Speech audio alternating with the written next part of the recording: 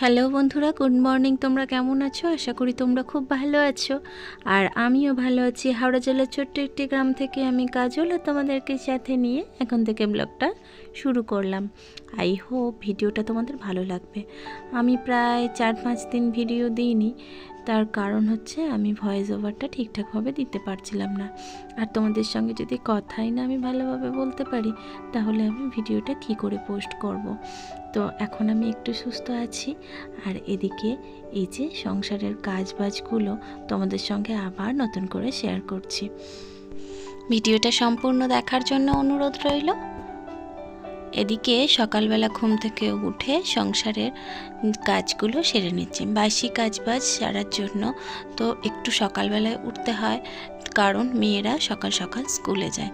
এদিকে কাল রাতে কিছু কাজ করে রেখেছিলাম, আর বাকি কাজটা সকালে করে নিচ্ছি। এই যে ঘরটাকে মুছে নিলাম। আজকের ওয়েদারটা না একটু ভালো আছে, কয়েকদিন যাবৎ বৃষ্টি হচ্ছিল, আজকে বেশ ভালো ওয়েদার, তাই ভাবলাম বেশ সুন্দর করে পরিপাটি করে সংসারের কাজগুলো করে নেব। এদিকে এই যে চারিদিকটা বেশ একটু শুকনো ছিল, আর আমি এখানে জল দিয়ে ভালো করে ধুয়ে নিলাম, কারণ রাস্তার মধ্যে যে কাদাগুলো ছিল সেই কাদাগুলো ভালো করে ধুয়ে নিলে তাহলে আর পড়ে যাওয়ার সম্ভাবনা থাকে না, আর রাস্তাতে পিছলও হয় না। তো সকালবেলা সেই জন্য ভালো করে রাস্তাটাকে ধুয়ে নিলাম। আর ধুয়ে নিয়ে এদিকে কিছু পাতা পড়েছিল, আসলে এই কাঁঠাল গাছটা আছে না, কাঁঠাল গাছটা থেকে পাতা পড়ে, আর সেই পাতাগুলো এই যে রাস্তাটা এখনো পর্যন্ত প্লাস্টার করে দেয়নি, তো সেই জন্য রাস্তার এই ইটের ফাঁকেতে পাতাগুলো ঢুকে যায়। সেই কারণে ভালো করে সুন্দর করে না ঝাঁট দিলে পাতাগুলো যায় না, তাই একটা ছোট্ট ঝাঁটা দিয়ে ঝাঁটটা দিয়ে নিলাম। এদিকে কাল কেচেছিলাম কিছু জামা কাপড়, আর সেই জামা কাপড়গুলোকে একটু মেলে দিলাম। আজকে ভাবছি যে আরও কিছু কাঁচা আছে, সেগুলোকেও কেচে নেব, কারণ আজকে সকাল থেকে বেশ আকাশটা বেশ পরিষ্কার, বেশ ভালো লাগছে। তো পরিষ্কার আকাশ দেখলেই এই বর্ষাকালে মনে হয় যে সুন্দর করে ভালো করে সমস্ত জামা কাপড়গুলো আগে কেচে নিই। আর এই যে বৃষ্টি হয়ে হয়ে কাদার ছিটে দেয়ালের মধ্যে উঠেছে, তাই ভাবলাম আজকে একটু সুন্দর করে পরিষ্কার করে মুছে নিলে তাহলে আর শ্যাওলা হবে না।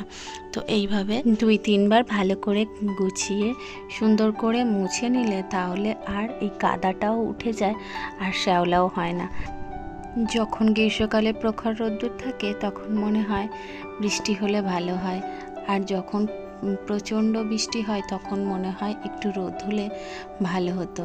তো আজকে একটু হালকা রোদ উঠেছে, বেশ মজা লাগছে যে বাকি সমস্ত কাজ সেগুলো পরিপাটি করে সুন্দর করে করে নেওয়া যাবে।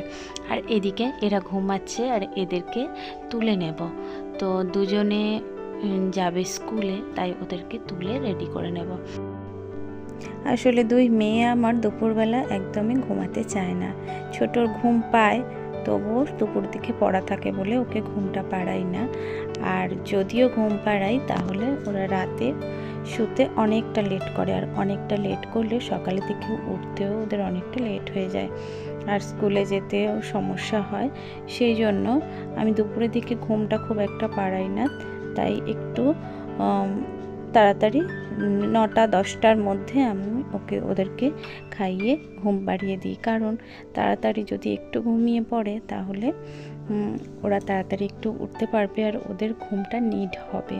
বাচ্চাদের ঘুমেরও তো প্রয়োজন আছে, সারাদিন পড়াশুনো করে, আর মানে একটার পর একটা স্কুল থেকে এসেই পড়তে বসা, আর তারপরে আবার স্নান খাওয়া দাওয়া করে আবার ফের পড়তে যাওয়া।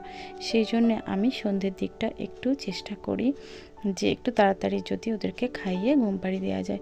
এদিকে ওদেরকে স্কুলে দিয়ে আসা ওরা হয়ে গিয়েছে, আর এদিকে আমি বানিয়েছি একটু ওটসের খিচুড়ি। তো ওটসের খিচুড়িটা হাজব্যান্ডকে টিফিনের জন্য বানিয়ে দিয়েছিলাম। এদিকে আমি স্নান টান করে নিয়ে কিছু ফুল তুলে নিচে, গাছে এত পরিমাণ ফুল ফুটেছে, কয়েকদিন বৃষ্টির জন্য তুলতে আসতে পারিনি, আর তাই ফুলগুলো শুকিয়ে গেছে। আর আমার এই নীলকণ্ঠ গাছটাতে প্রচুর পরিমাণ ফুল ফোটে, আর বেশ দেখতেও সুন্দর লাগে। আসল কথা, বৃষ্টির জলেতে গাছটা পুরো ভিজে থাকে, আর সেই জন্য প্রচণ্ড বৃষ্টির জন্য আর কয়েকদিন ফুল তোলা হয়নি। আর কিছু গাছেতে নাকচাপার ফুল ফুটেছিল, সেগুলোকেও তুলে নিয়েছে। নাকচাপা ফুল না দেখতে বেশ সুন্দর লাগে, কিন্তু সুগন্ধ নেই। এমনি চাপা ফুলে যে সুগন্ধ আছে, নাকচাপাতে সেরকম সুগন্ধ থাকে না, কিন্তু দেখতে কিন্তু ভারী সুন্দর। আর ফুল তো সুন্দর হবে সেটা তো স্বাভাবিক না। আর আমার খুব ভালোও লাগে নিজের গাছ থেকে ফুল তুলে ঠাকুরকে যখন সাজিয়ে দিই, তখন মনের মধ্যে একটা আলাদাই শান্তি অনুভব হয়। আমার মতো কার কার এরকম নিজের গাছের ফুল দিয়ে ঠাকুরকে সাজাতে ভালো লাগে, প্লিজ কমেন্ট করে জানিও। একটা দিদিভাই কমেন্ট করেছিলেন যে আমি কিভাবে ঠাকুরের ঘট পাতি বা ঠাকুরকে কিভাবে সেবা দিই, সেটা আমাকে পুরোপুরি যেন ভিডিওতে আমি দেখাই। তবে দিদিভাই, আমি না পুজোর সময় ভিডিও করি ঠিক কথা, কিন্তু প্রপার সব কিছু একটা ভিডিওতে দেখানো তো সম্ভব নয়। তো আমি সেই জন্য চেষ্টা করি যে যতটুকু যা পারা যায় সেটুকু যদি আপনাদের সঙ্গে শেয়ার করতে পারি। এদিকে এই যে বিছানাটা গুছিয়ে নিচ্ছি, কারণ ওরা চলে যাওয়ার পরে আমি তাড়াতাড়ি স্নান করে নিয়েছিলাম, আর টিফিনটা বানাতে গিয়ে আমার এদিকের কাজগুলো হয়নি। তাই ভাবলাম যে এই কাজগুলো এবারে সেরে নেওয়া যাক। তো এদিকের কাজ মোটামুটি কমপ্লিট হয়েছে, আর এই কাজগুলো সারার পরে রান্নাটা করে নেব। এখানে কিছু জামা কাপড় শুকিয়ে গিয়েছিল, ছাদ দিয়েছিলাম, তার ছাদ থেকে নিয়ে এসে আর এই যে জামা কাপড়গুলো গুছিয়ে নিচ্ছে। জামা কাপড়গুলো গুছিয়ে পরিপাটি করে রাখলে, যেহেতু আমার একটাই ঘর, আর সেই জন্য সবসময় চেষ্টা করি যে সুন্দর করে এই যে গুছিয়ে রাখার। জামা কাপড় গুছিয়ে সব সময় না রাখলে কোথায় রাখবো? থাকলে এই চেয়ারটাতে, এটা হচ্ছে বাঙালির নিয়ম, চেয়ারের একটা চেয়ার থাকে আর চেয়ারের মধ্যে জামা কাপড় থাকে। কিন্তু যেহেতু আমার একটাই ঘর, সেই জন্য আমি চেয়ারের মধ্যে সবসময় জামা কাপড় রাখতেও পারি না। আর সেই জন্য চেষ্টা করি একেবারে গুছিয়ে যাতে তুলে দেওয়া, যতটুকু কাজ তাড়াতাড়ি করে নেওয়া যায় ততটুকু আমি চেষ্টা করে থাকি। তো আজকের ভিডিওটি এই পর্যন্ত। যদি একটু ভালো লেগে থাকে তাহলে একটি লাইক দিয়ে একটি সুন্দর কমেন্ট করে যেও। আর যদি চ্যানেলে নতুন বন্ধু হয়ে থাকো তাহলে চ্যানেলটিকে সাবস্ক্রাইব করে পাশে থেকো। তোমাদের একটি কমেন্ট আমাকে আরও একটি নতুন ভিডিও বানাতে উৎসাহ দেবে। আর যে সমস্ত বন্ধুরা আমাকে এই সমস্ত কিছুই করে কমপ্লিট করে রেখেছো, তাদেরকে অসংখ্য অসংখ্য ধন্যবাদ। আর আমার চ্যানেলটিকে যারা সাবস্ক্রাইব করে রেখেছেন তাদেরকেও অসংখ্য অসংখ্য ধন্যবাদ। আমি কয়েকদিন ভিডিও দিতে পারিনি, তার জন্য অনেকটাই দেখছি যে অনেকেই খোঁজ করেছেন, কিন্তু ভিডিও দেয়া হয়নি আর আপডেটও কিছু দেওয়া হয়নি। সেই জন্য অনেকেই হয়তো বিরক্তিবোধ করেছেন, তার জন্য আমি অত্যন্ত দুঃখ প্রকাশ করছি। তো আপনারা প্লিজ আমার আবার পাশে থাকবেন। আর আপনারা যদি আমার পাশে থাকেন, আমি আবার সুন্দর সুন্দর ভিডিও বানাতে উৎসাহী হব। তো এদিকে জামা কাপড়গুলো সুন্দর করে সমস্তটাই প্রায় গোছানো হয়ে গিয়েছে, আর বাকি জামা কাপড়গুলো গুছিয়ে সুন্দর করে রেখে দিলাম।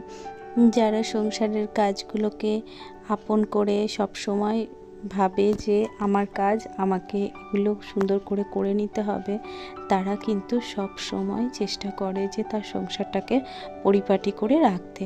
আর আমিও সেই মতো চেষ্টা করি যে আমার সংসারটা সব সময় যেন পরিপাটি হয়ে থাকে। আর পরিপাটি সংসার দেখতেও ভারী সুন্দর লাগে। আর পরিপাটি হয়ে থাকলে সংসারে একটা লক্ষ্মীশ্রী বজায় থাকে, আর নেগেটিভিটি সব দূরে সরে যায়। তো সেই মতো আমিও চেষ্টা করি সুন্দর করে সংসারটাকে গুছিয়ে নিতে।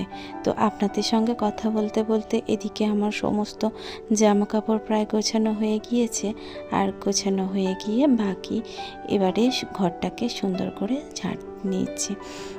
সকালবেলা সমস্ত কাজ এগুলো হয়ে গিয়েছে একবার, তবুও এই সমস্ত কাজগুলো করলাম বলে সেই জন্য ঘরটাকেও সুন্দর করে পরিষ্কার করে নিলাম।